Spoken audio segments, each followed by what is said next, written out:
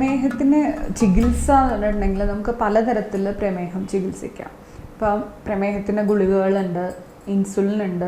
പലപ്പോഴും എല്ലാവർക്കും തോന്നുന്നൊരു സംശയമാണ്, ഇൻസുലിനാണോ നല്ലത്, ഗുളികയാണോ നല്ലത്?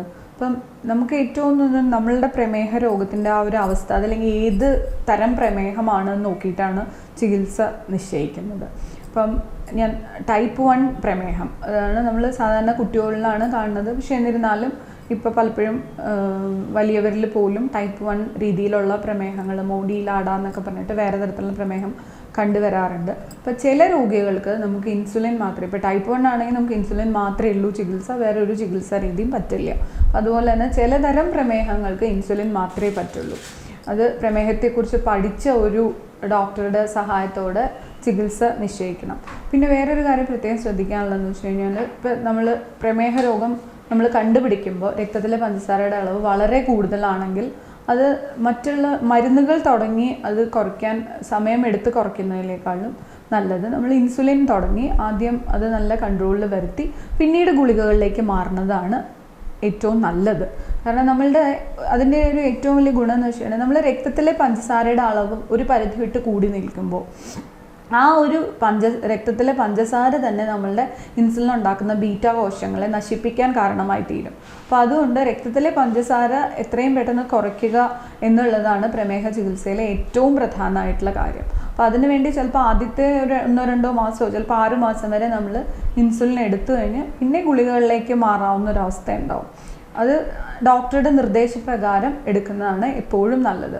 പിന്നെ നമ്മളിപ്പം ഒരു പ്രമേഹ രോഗിയുടെ പ്രായം, അതായത് പ്രമേഹ രോഗി ഇപ്പോൾ തടിച്ച ആളാണോ മെലിഞ്ഞ ആളാണോ അങ്ങനെയെല്ലാം നോക്കിയിട്ടാണ് നമ്മൾ ചികിത്സ നിശ്ചയിക്കുന്നത്. ഇപ്പോൾ വളരെ ചെറുപ്പകാലത്ത് തന്നെ പ്രമേഹം വന്നിട്ടുള്ള ഒരാളാണെങ്കിൽ നമുക്ക് കുറേ വർഷങ്ങൾ പ്രമേഹവും കൊണ്ട് മുന്നോട്ട് പോകേണ്ടതുള്ളതുകൊണ്ട് നമ്മുടെ ബീറ്റാ കോശങ്ങളെ നശിപ്പിക്കാത്ത രീതിയിലുള്ള ചികിത്സയാണ് കൂടുതൽ നല്ലത്. ഇപ്പം നമുക്ക് പലതരത്തിലുള്ള ചികിത്സയുണ്ട്.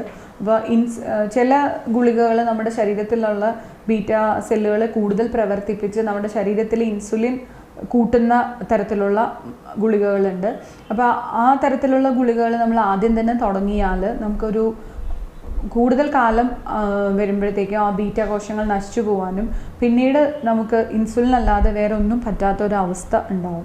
അപ്പോൾ അതുകൊണ്ട് ആദ്യം തന്നെ നമ്മൾ ഈ രക്തത്തിലെ ഇൻസുലിൻ്റെ അളവ് കൂട്ടുന്ന രീതിയിലുള്ള ചികിത്സയിലേക്ക് പോവാതെ നമ്മുടെ മറ്റുള്ള തരത്തിലുള്ള ഇപ്പോൾ ഇൻസുലിൻ റെസിസ്റ്റൻസ്, അതായത് നമ്മുടെ ശരീരത്തിലുള്ള ഇൻസുലിൻ പ്രവർത്തിക്കാത്തൊരവസ്ഥയാണ് പ്രമേഹത്തിൻ്റെ ആദ്യകാലങ്ങളിൽ കൂടുതലായി കാണുക. അപ്പോൾ ഈ ഇൻസുലിൻ റെസിസ്റ്റൻസ് ഒഴിവാക്കുന്ന രീതിയിലുള്ള ഗുളികകൾ തുടങ്ങുക. അതല്ലെങ്കിൽ നമ്മൾ വേറെ നമ്മുടെ ബീറ്റാ സെല്ലുകളെ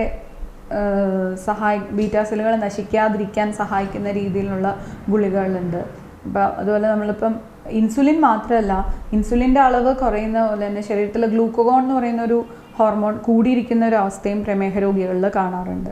അപ്പോൾ ഏതാണ് പ്രമേഹം, ഓരോ രോഗികൾക്കും ഓരോ തരം ഗുളികകളായിരിക്കും പറ്റുക. അപ്പോൾ അത് നമ്മൾ ഒരു ഡോക്ടറുടെ നിർദ്ദേശപ്രകാരം ഏത് ഗുളികയാണോ എന്നുള്ള രീതിയിൽ എടുക്കണതാണ് എപ്പോഴും നല്ലത്. പിന്നെ നമ്മുടെ രക്തത്തിൽ ഉള്ള അന്നജത്തിൻ്റെ ആ ഒരു ആഗിരണം കുറയ്ക്കുന്ന രീതിയിലുള്ള മരുന്നുകളുണ്ട്. ഇപ്പോൾ നമ്മൾ ഭക്ഷണം കഴിഞ്ഞിട്ടുള്ള ഷുഗറാണ് എപ്പോഴും കൂടി നിൽക്കുന്നത്, അല്ലെങ്കിൽ ആ തരത്തിലുള്ള ഗുളികകൾ നമുക്ക് സഹായകമാവും. അതുപോലെ ഇപ്പോൾ കൂടുതലായിട്ട് നമ്മുടെ മൂത്രത്തിലൂടെ പഞ്ചസാര ഒഴുക്കിക്കളയുന്ന രീതിയിലുള്ള മരുന്നുകളുണ്ട്. അപ്പോൾ ഓരോ രോഗിക്കും ഏതാണോ വേണ്ടതെന്നുള്ളത് ഒരു ഡോക്ടറുടെ സഹായത്തോടെ കണ്ടുപിടിച്ച് നമ്മൾ ആ രീതിയിലുള്ള ചികിത്സയിൽ മുന്നോട്ട് പോകുന്നതാണ് എപ്പോഴും നല്ലത്. പിന്നെ നമ്മളൊരു 6 വർഷം 7 വർഷമൊക്കെ പ്രമേഹം ആയിട്ടുണ്ടെങ്കിൽ ചെറിയ തോതിൽ ഇൻസുലിൻ കൊടുത്ത് ഒരു 5-6 മാസം ഇൻസുലിൻ കൊടുത്തിട്ട് പിന്നെ വീണ്ടും അതോടൊപ്പം ഗുളികകൾ വേണ്ടി വരും.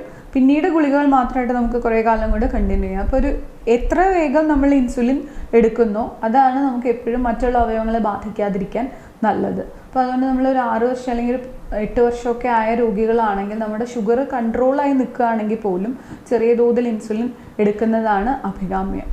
അതല്ല നമ്മളൊരു 10-15 വർഷം കഴിഞ്ഞ് അതുവരെയും ഗുളികകളിലൂടെ പോവുകയാണെങ്കിൽ പിന്നെ നമുക്ക് ഇൻസുലിൻ തന്നെ തുടങ്ങി, എന്നാൽ ഇൻസുലിനോടൊപ്പം തന്നെ ടൈപ്പ് 2 പ്രമേഹത്തിലെ ഗുളികകളും വേണ്ടി വരും. അപ്പോൾ ആ രീതിയിലുള്ളൊരു ചികിത്സയാണ് എപ്പോഴും നല്ലത്. പിന്നെ അതോടൊപ്പം തന്നെ രക്താതി സമ്മർദ്ദം, അതുപോലെ രക്തത്തിലെ കൊഴുപ്പിൻ്റെ അളവ്, ഇതൊക്കെ നിയന്ത്രിക്കുന്ന മരുന്നുകളും നമ്മൾ പ്രമേഹ രോഗിക്ക് കൊടുക്കേണ്ടതായിട്ട് വരും.